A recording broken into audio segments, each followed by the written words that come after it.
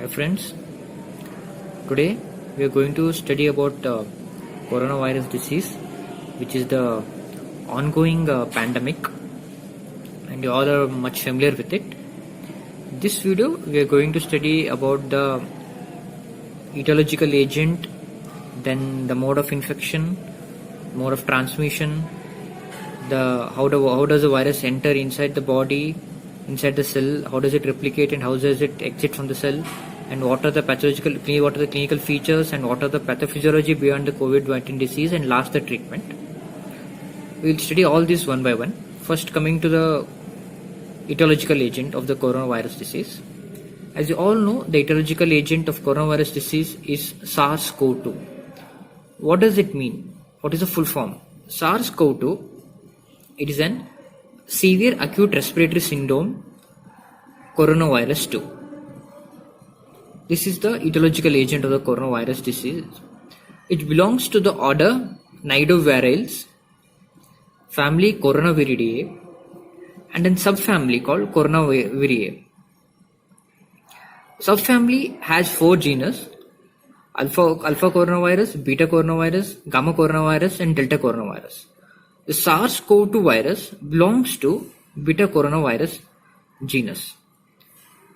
Okay.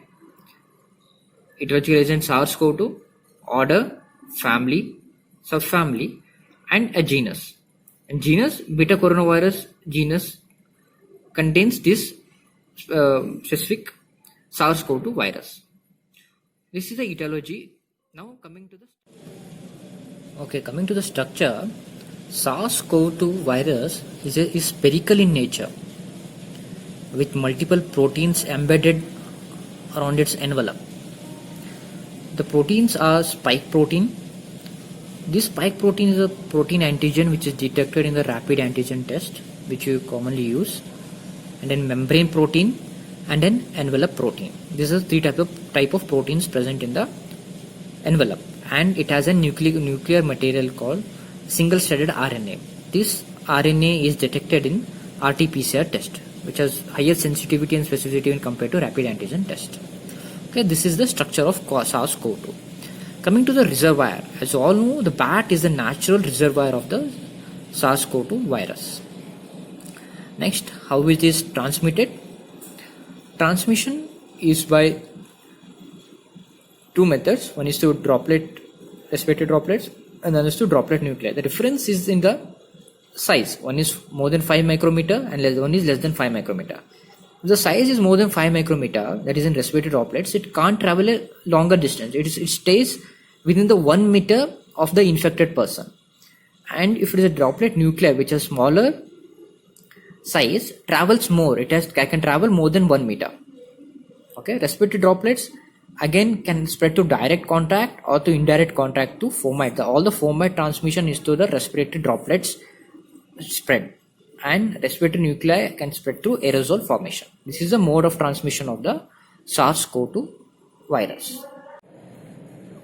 Okay. Next, coming to the something which is known as R0 value. R0 value, it is the basic reproduction rate. It is defined as the average number of the people affected by one infected person. Means one person infected by the coronavirus, how much persons can he infect? The range is from 2 to 2.5. This is known as basic reproduction rate. Coming to the average incubation period ranges over from 2 to 14 days. Some even says for 3 weeks also.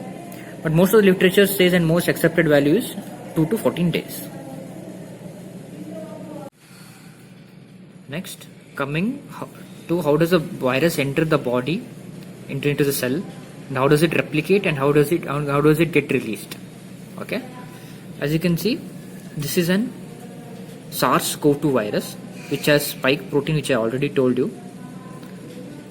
First stage, it is the attachment of SARS-CoV-2 virus to the ACE2. Can you see ACE2? It is angiotensin converting enzyme 2. It's not an actual receptor, it's an enzyme which acts as a receptor for entry of SARS-CoV-2 virus into the cell, into the membrane. It is present on the surface of many structures in the body like nasopharynx, trachea, bronchi, and alveolus. By on type 2 pneumocytes, it present in every organ like kidney, liver, brain, but most commonly highly concentrated in the upper airways and in the lungs. So lungs are the most commonly affected organs in the CO2. Okay, first coming to the first step, that is the attachment of the SARS-CoV-2 virus to the angiotensin converting enzyme 2, which acts as a receptor. Next stage will be the endocytosis and the membrane fusion. As you can see, there is a membrane form around the COVID-19 virus. Next is the release. There will be lysis of this envelope, and there will be release of RNA, which is a genetic material, single-stranded RNA. The single-stranded RNA next undergoes translation. Translation is the production of RNA from a messenger RNA. This is the host ribosome, which acts as a factory for replication of the viral RNA. The two, it is mainly RNA dependent and RNA polymerase, the two enzymes which are used in the translation. Next is the replication of the viral genomic material, and when all this replication is done and they are assembled in the rough endoplasmic reticulum, and they are assembled at last, they are again finally packed in the Golgi complex in this way, and there is an exocytosis or release from the cell. These are the newly formed corona SARS-CoV-2 virus. So at the multiple stages, that is the first stage, the stage of attachment, next is endocytosis and membrane fusion, third RNA release, then translation, replication, assembly, and then is the release. So we have drugs which act at the each stage. First is the attachment of virus. Convalescent plasma or convalescent serum, as you all heard, has an antibody which blocks this ACE2 enzyme, so which prevents the attachment of virus to the ACE2 enzyme receptor. And the vaccine which is in production also acts against the spike antigen. Spike antigen, you can see it is a spike antigen here. It is mainly targeted against the spike antigen. And another drug called hydroxychloroquine or the chloroquine mainly prevents this membrane fusion and this endocytosis of the virus. And the other most commonly used antiviral drugs like remdesivir and favipiravir inhibit this RNA polymerase. Okay, this is the mechanism where this remdesivir and favipiravir act.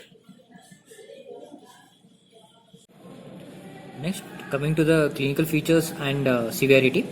Clinical features, as you all know, there are multiple clinical features. The most common is fever, which is about 80%, followed by cough, fatigue, shortness of breath, myalgia, sore throat, rhinorrhea, diarrhea, loss of smell known as anosmia, loss of taste known as ageusia. These are all the multiple clinical features of SARS-CoV-2 virus. Up to date, these are the clinical features, but we don't know as the disease, like as the pandemic evolves, we may still have more clinical features. Coming to the severity, as proposed by the Minister of Health and Family Welfare, Government of India, severity is divided into mild, moderate, and severe pneumonia.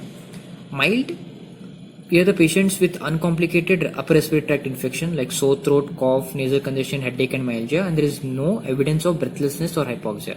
This is most important. If the patient has breathlessness or hypoxia, it directly goes into moderate severity of the disease. But in mild, this patient doesn't have any breathlessness or hypoxia, there can be symptoms of upper respiratory tract like sore throat, cough, nasal congestion, headache, and myalgia. Coming to the moderate severity, here the patient has pneumonia. Pneumonia, the clinical features again like fever, cough, breathlessness, and hypoxia. These are clinical features of pneumonia, but there will be no signs of severe disease. And the saturation ranges anywhere between 90 to 94% with room air, and respiratory rate is more than or equal to 24 per minute. When the patient has these features, he is termed as moderate disease. Coming to the severe disease, here in severe, patient has severe pneumonia. Along with the clinical features of pneumonia, there can be presence of hypotension, severe acidosis, tachycardia. Along with that, saturation should be less than 90% with room air, and respiratory rate should be more than 30 per minute. Here the patient can also present with the symptom along with the MODS, that is multi-organ dysfunction syndrome, which also categorizes into severe disease. Next the patient, one more last criteria among the severe disease is ARDS. ARDS is acute respiratory distress syndrome, which is a type of severe disease. Next, coming to the pathophysiology of the disease, it has mainly 3 events: respiratory failure, thrombosis, and third is cytokine storm, or also known as macrophage activation syndrome. We'll study each one by one. First, coming to the respiratory failure. As I already told you, angiotensin converting enzyme 2 act as a receptor for COVID-19. It is present, widely distributed in the nasopharynx, in the oropharynx, trachea, bronchi, and up to the alveolus. Okay. If once there is an inhalation of this COVID-19 virus, if it mainly affects the ciliated cells in the nasal passage. If the virus is confined only to that stage, the patient may have very mild disease. Like I already told, a mild category of symptoms like nasal congestion, rhinorrhea, some mild degree of fever and cough, and the virus and usually the disease resolves. But if the virus enters the lower respiratory tract is anything below the lower level of cricoid cartilage. Once it enters the lower respiratory tract, there are multiple receptors present in the trachea, bronchi, acini, alveoli. Okay. Coming to this figure, once it enters the alveoli, okay, alveoli has type 1 pneumocytes and type 2 pneumocytes. Type 2 pneumocytes are the major sites where ACE2 enzyme is present, which is a receptor for coronavirus. As you can see, this is a coronavirus here, and this is a type 2 pneumocytes. So, coronavirus enters the type 2 pneumocytes through ACE2 enzyme receptor. Once it enters here, between the alveoli and the pulmonary capillaries, we have something called as interstitium. This is the interstitium. This is the usual path of entry for all typical pneumonias like chlamydia, mycoplasma. All mainly when they enter the alveoli through some other specific receptors for that type of disease enters the interstitium. In the same way, COVID-19 enters the interstitium and causes inflammation. In causing inflammation, will cause widening of this interstitium. Once there is a widening of this interstitium, the oxygen which is present here, it has to enter the blood capillaries. So it has to pass through this thickened interstitium. This is where the VQ mismatch happens. The ventilation VQ mismatch happens, and there is a diffusion limitation because this thickened interstitium prevents the diffusion of oxygen from O2 from alveoli to the blood capillaries. Once there is a thickening, there is also an inflammation. There is a recruitment of inflammatory cells like polymorphonuclear neutrophils and macrophages. When there is an inflammation, there is a damage to type 2 pneumocytes. Along with there is a damage to the blood vessels. Once there is a damage to both these two, the exudative material enters the alveoli. Okay, it enters the alveoli, and which further causes VQ mismatch. And when there is a damage to the endothelium, the edematous fluid enters the interstitium, which causes further thickening of the interstitium, further causing the respiratory failure. Okay, Let us study it once again. When the virus enters the alveoli, there are two type of pneumocytes, type 1 and type 2. This is type 2. Type 2 pneumocytes are the major site of entry for COVID-19 virus, and the receptor is same, ACE2 receptor. With this receptor, it enters the interstitium. Interstitium is between your alveolus and the blood capillaries. Once it enters the interstitium, it causes the inflammation. Once it causes the inflammation, as you know, there will be an edema, and there will be a recruitment of inflammatory cells. Once there is an edema, there is a widening of this interstitium, which causes diffusion limitation of oxygen from alveoli to blood vessels. And the inflammatory cells like neutrophils and macrophages cause destruction of this type 2 pneumocytes and the blood vessels, which further worsens the respiratory failure. The function of type 2 pneumocytes is it acts as it divides and it helps in maintaining the integrity of the alveolus. Once the integrity is lost, all the fluid from the blood vessels enters the interstitium. From interstitium, it enters the alveolus, and this causes ARDS, acute respiratory distress syndrome, which is a severe entity of a disease. And from here, the virus enters the bloodstream. Okay, remember this point. From here, the virus enters the bloodstream, where you're going to use this point like in next pathological event.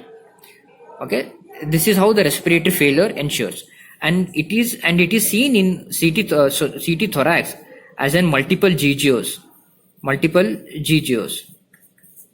Okay, and you as you all know, they're giving a score called CORAD score for the severity of involvement.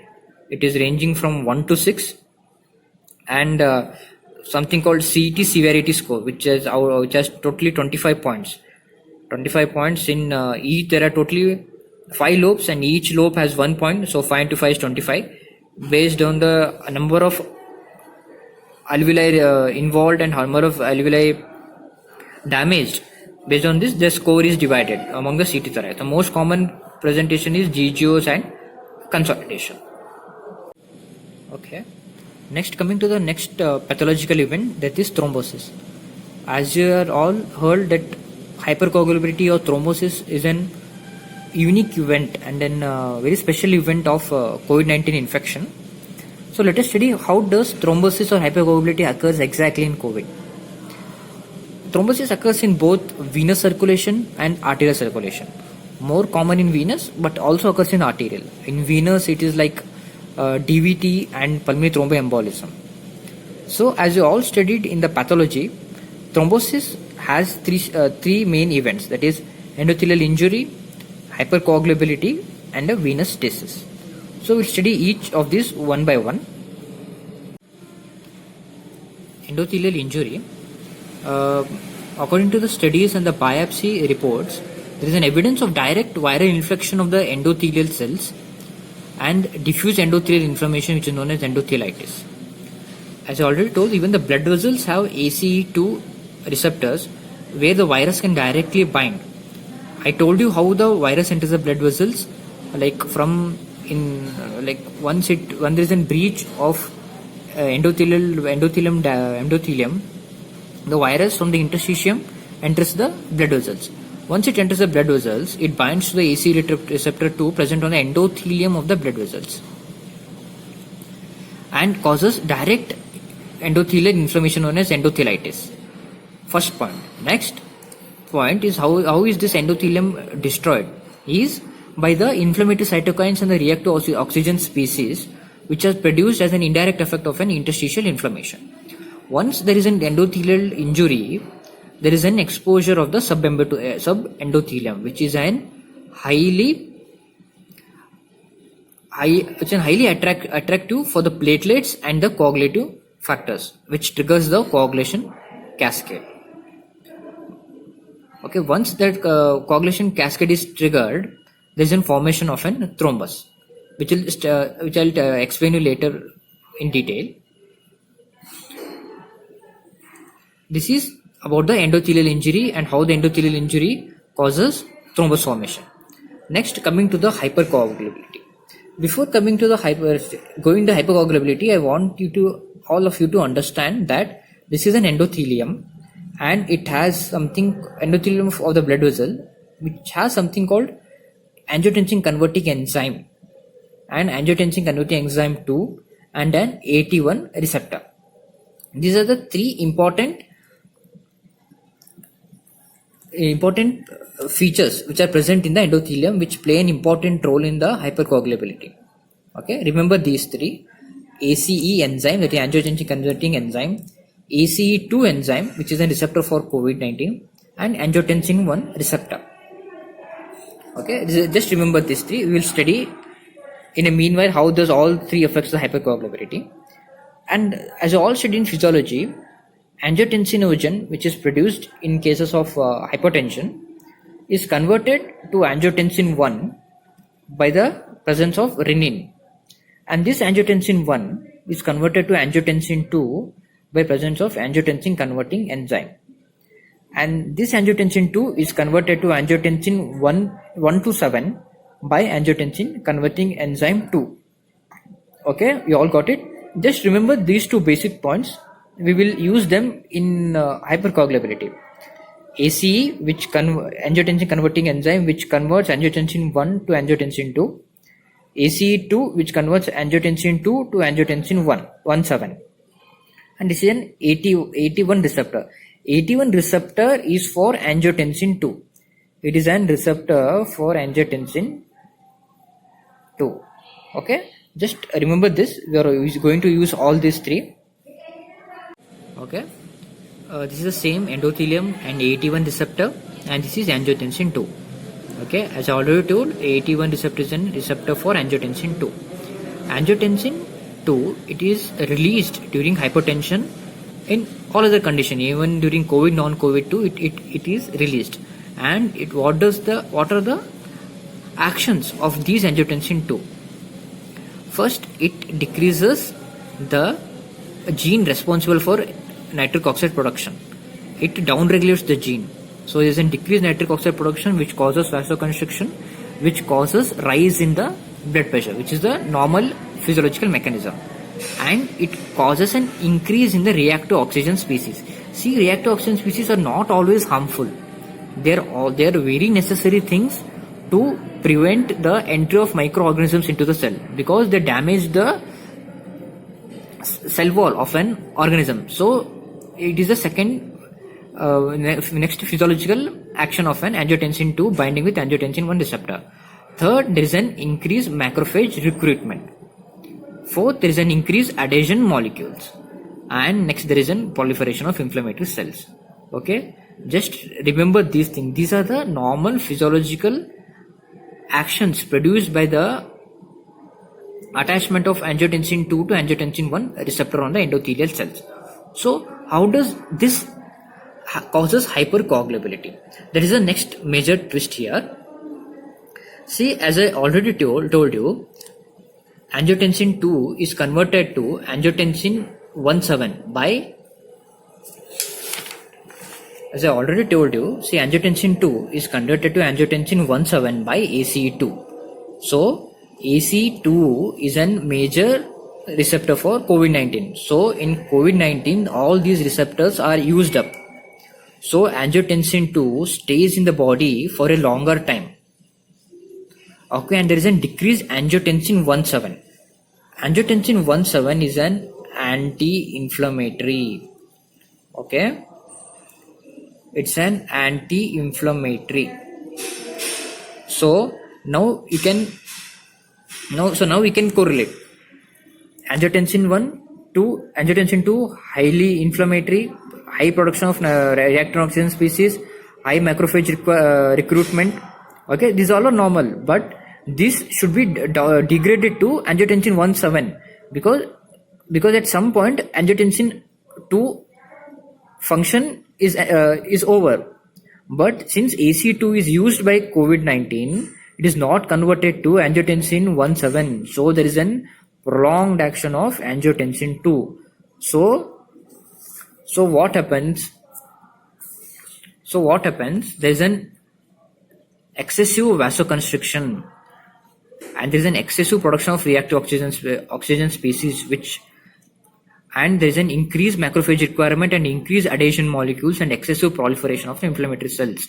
This is how angiotensin 2 plays a major pathological role in COVID-19. Okay, let us study it in detail this once again. See, this is an endothelium. Okay, this is an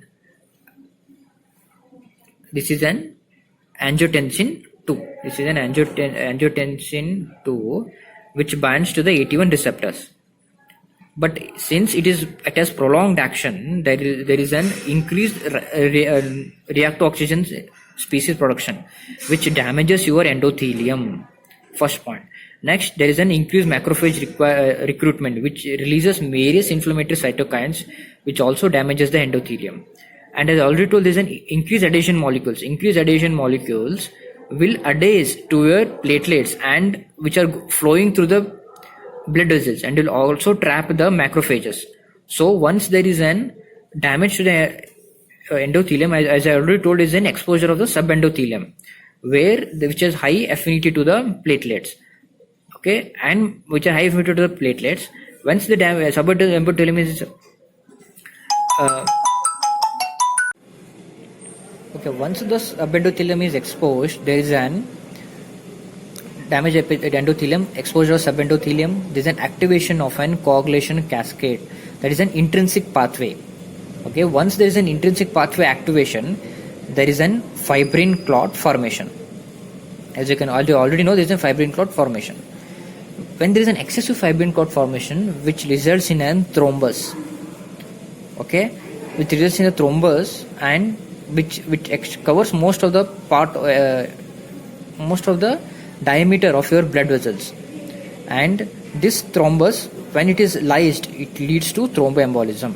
Okay, this is the second mechanism of how there is a thrombus formation and how there is a thromboembolism. Understood? All these factors which are normally also present, but they are excessive in nature during COVID-19 disease, because the ACE2 receptors is not there. So there is an damage to the endothelium, which activates the coagulation cascade, which forms the fibrin clot. When there is an excessive fibrin clot, it forms the thrombus, and there is a thromboembolism. Okay, this is the second mechanism of formation of hypercoagulability. Third is venous stasis. Venous stasis can be in patients of ICU who have an prolonged immobility and an old age, which is a risk factor, obesity, which is a risk factor for COVID. There is a venous stasis, and which also causes thrombosis. Okay, these are the three mechanisms. First is endothelial injury or endothelitis. Second is hypercoagulability. Third is venous stasis. Okay, this is how thrombus formation occurs in COVID-19. Okay, coming to the third and the last pathological event in COVID-19 virus, also known as cytokine storm or macrophage activation syndrome. It is another unique event specific to COVID-19. Previously, it was seen in cases of super antigens like staphylococcal aureus and other typhoid virus. And in such cases, you have to see super antigen, which is to excessively stimulate the body's defense mechanism and cause cytokine storm. So here we are going to study how does SARS-CoV-2 cause the cytokine storm. Here the SARS-CoV-2, a very angry virus, enters the body, which is phagocytized by macrophage. As you can see, all this into the small pits. And macrophage, as it is known as antigen presenting cell, it takes some part of the SARS-CoV-2 virus and moves it on to the MHC2 or MHC1 complex. If it is an MHC2 complex and it goes and sticks to MHC2 complex, it is taken up by the CD4 T cells, which is a type of T lymphocytes. Okay, these T lymphocytes produce cytokines known as interleukin 1, interleukin 6, and interferon gamma, which activates the macrophages. Okay, this cytokine activates the macrophages. Once there is a macrophage activation, it becomes from here to a 6-pack macrophage, which is an activated macrophage. You can see 6-pack. So this activated macrophage further releases many other cytokines like interleukin 1, interleukin 6 and interleukin 12. These are the major cytokines. There are many other cytokines. Interleukin 1 is a very predominant chemotactic cytokine. Chemotactic, it attracts further macrophages, it attracts further B lymphocytes, further T lymphocyte, it attracts the neutrophils and caused vast damage in lungs, kidney, heart, liver, which leads to multi-organ dysfunction syndrome. Okay, interleukin 1. Interleukin 6, which is a predominant pro-inflammatory cytokine. What does it do? It has multiple actions which is still under the study. The first thing, it affects the hepatocyte and causes that increased CRP, increased ferritin, increased fibrinogen. These are the markers used as an inflammatory markers for COVID-19 along with LDH and D-dimer. It also activates the B cells, which leads to the production of an autoantibodies which causes CTD-like features. Like many patients who are treated like for COVID and in post-COVID, many people have Raynaud's phenomena, some has scleroderma, some has rheumatoid arthritis flare up. All is secondary to the B cell activation by the IL-6, which causes CTD-like features. And it also activates T cells, which further causes further macrophage activation, and this vicious cycle goes on. And next, it also activates the fibroblast, which causes fibrosis, and it causes post-COVID fibrosis, which is an most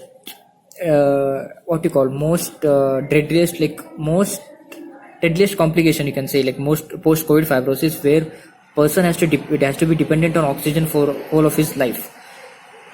Next is it activates interleukin 12, which activates the cytotoxic T cells, which is a mainly phagocytic. With this is a dysregulated cytotoxic T cell, which phagocytize mainly even the normal cells also.